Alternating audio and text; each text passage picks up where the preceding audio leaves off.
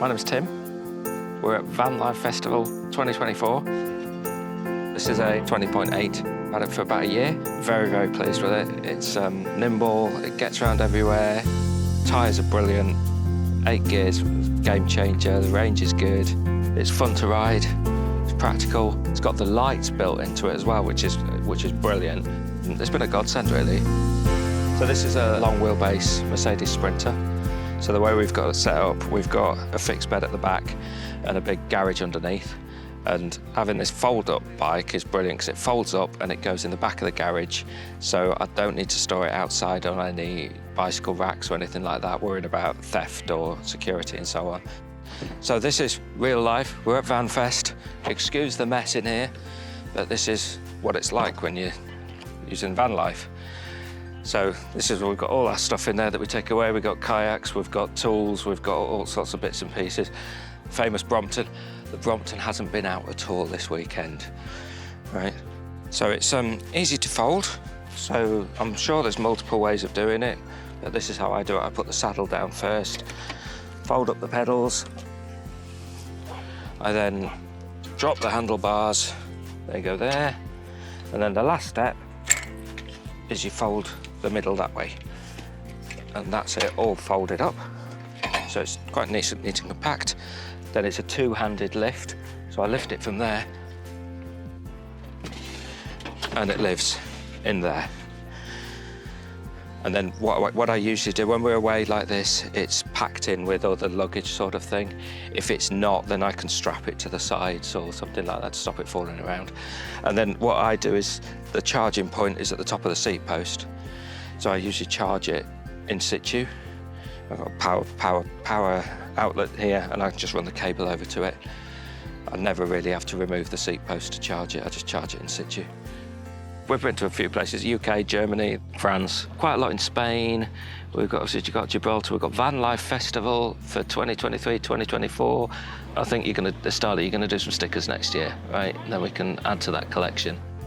I come across a lot of people with the challenge with the full-size bikes of how to transport them. That's the challenge, because you can't really put them on bicycle racks on the back of the vans, not the standard, fold-down sort of ones, because of the weight of them. Not that it's really heavy, but it is heavier, and then you've got the security thing.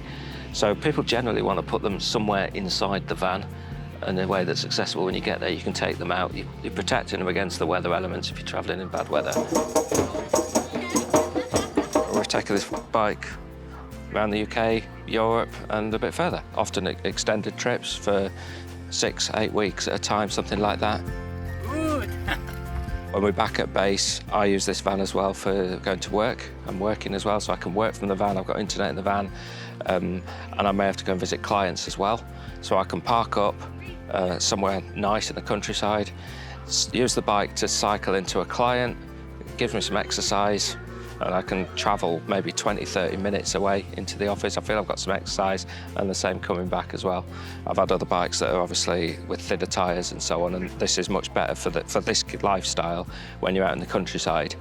It is great. I've got another bike. It's a Brompton, which I've had for a number of years, and I added a switch kit onto the Brompton, and so it complements this bike really. So the Brompton is really a bike that I use for London. It's a London bike. This bike is more for countryside riding, other